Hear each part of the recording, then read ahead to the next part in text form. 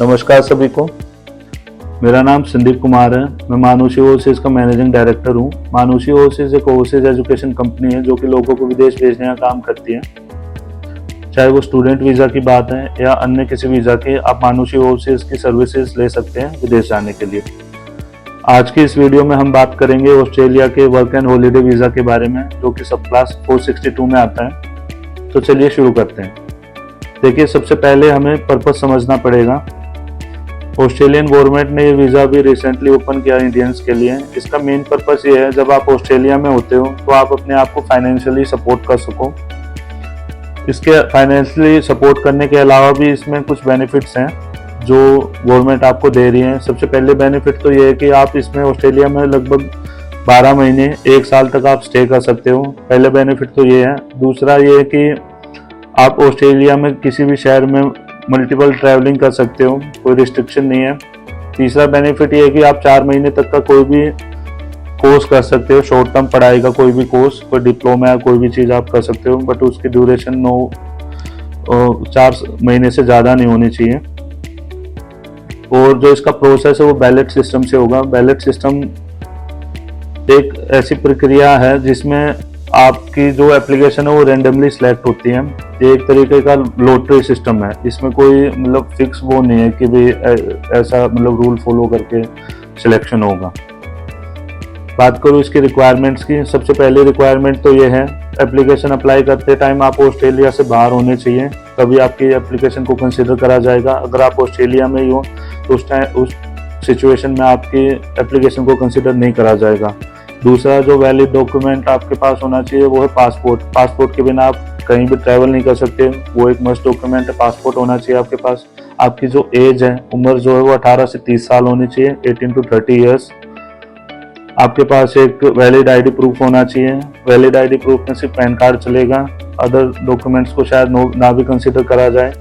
आपके पास valid email ID होनी चाहिए। वैलिड ईमेल आईडी का मतलब ये होता है, जब आप वीज़ा के लिए अप्लाई करते हो तो जो DHA है, डिपार्टमेंट ऑफ होम अफेयर्स है, वो आपकी ईमेल पे ईमेल करके आपकी ईमेल आईडी को वैलिडेट करते हैं, वेरीफाई करते हैं कि वो जेन्युइन है या नहीं है। ठीक है, तो आपकी जो ईमेल है वो चालू अवस्था में होनी चाहिए। वो ये नहीं कि भाई आपने कभी बनाई थी और ऐसे ही डाल दी उसमें, फिर आपको पता ही नहीं उसके पासवर्ड क्या है, लॉगिन क्या है, डिटेल्स क्या है, आप उसको ऑपरेट नहीं कर पा रहे हो या ऑपरेशनल नहीं है, वो ऐसा नहीं होना चाहिए उसमें। इसको लास्ट डेट है जो अप्लाई करने की वो 31 अक्टूबर 2024 है। इसके अलावा जो एक इसमें रिस्ट्रिक्शन है, आप इसमें एप्लीकेशन जैसे सिर्फ एज ए सिंगल कैंडिडेट आप अप्लाई कर सकते हो। आपके साथ डिपेंडेंट्स या स्पाउस अलाउड नहीं है। अगर आप उनकी एप्लीकेशन करना चाहते हो, आप अपने स्पाउस की या डिपेंडेंट की, तो आपको अलग से सेपरेट एप्लीकेशन डालनी पड़ेगी और उनकी एज भी 18 से 30 साल के बीच में ही आनी चाहिए, तो ही वो कंसिडर करे जाएंगे।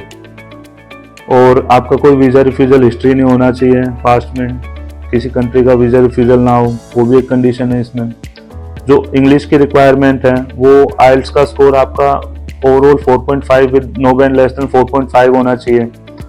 और PT की जो रिक्वायरमेंट है वो है overall 30 with no score less than 30। ठीक है, बट आपको ये रिक्वायर्ड जब होगा जब आपका नाम रजिस्ट्रेशन में सिलेक्शन में आ जाता है, लॉटरी में आपका नाम निकलता है, उसके बाद ये डॉक्यूमेंट आपको रिक्वायर्ड होंगे। आपकी जो क्वालिफिकेशन है वो 2 साल होनी चाहिए आफ्टर 12th। आपने 2 साल की पढ़ाई कर रखी हो,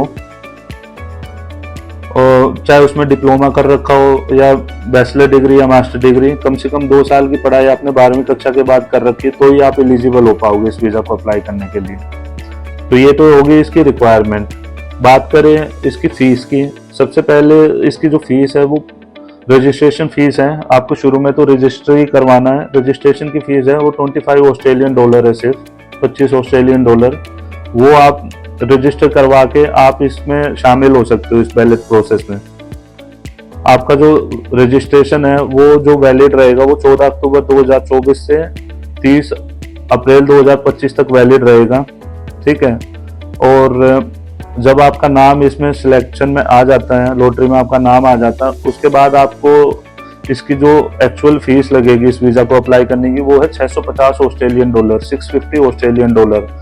फीस के अलावा जो अन्य चीज़ें होनी चाहिए, आपके पास एक वैलिड हेल्थ इंश्योरेंस भी होना चाहिए ड्यूरिंग योर स्टे, आप जब ऑस्ट्रेलिया में इंटर करते हो तब से लेकर जब तक आप ऑस्ट्रेलिया में रहोगे उस टाइम ड्यूरेशन तक आपको एक वैलिड हेल्थ इंश्योरेंस की भी रिक्वायरमेंट होगी।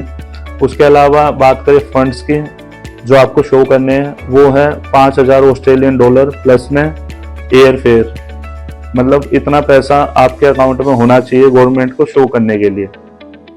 तो आई बिलीव मोटा मोटी मैंने इसके सारे बेनिफिट्स, रिक्वायरमेंट्स और फीस वगैरह सारी चीज़ें कवर कर ली हैं। So if you want to apply this visa you can avail our services. ठीक है, मेरा नाम संदीप कुमार है और मेरा जो पास्ट का एक्सपीरियंस है वो थोड़ा सा मैं बता देता हूँ। मैं पिछले 17 सालों से ओवरसीज एजुकेशन इंडस्ट्री में काम कर रहा हूँ और इन पिछले 17 सालों में मैंने 2-3 यूनिवर्सिटीज़ में भी काम किया है, जिसमें से कुछ ऑस्ट्रेलिया की यूनिवर्सिटीज़ भी थी और कुछ बड़ी एजेंसीज के साथ भी काम किया है जो कि लोगों को विदेश भेजने का काम करती है। सो यू कैन कॉल अस, आपकी स्क्रीन पे नंबर रिफ्लेक्ट हो रहे होंगे, आप हमें कॉल कर सकते हो या आप हमें ईमेल कर सकते हैं या फिर हमारे ऑफिस में विजिट कर सकते हैं। हमारा जो ऑफिस है गुड़गांव के सेक्टर 86 में लोकेटेड है, SS ओमनिया मॉल में। So do call us, email us or visit us and follow us. This is our official channel. You can follow us for more update as well. So thank you guys. Thank you for watching this video. Have a nice time.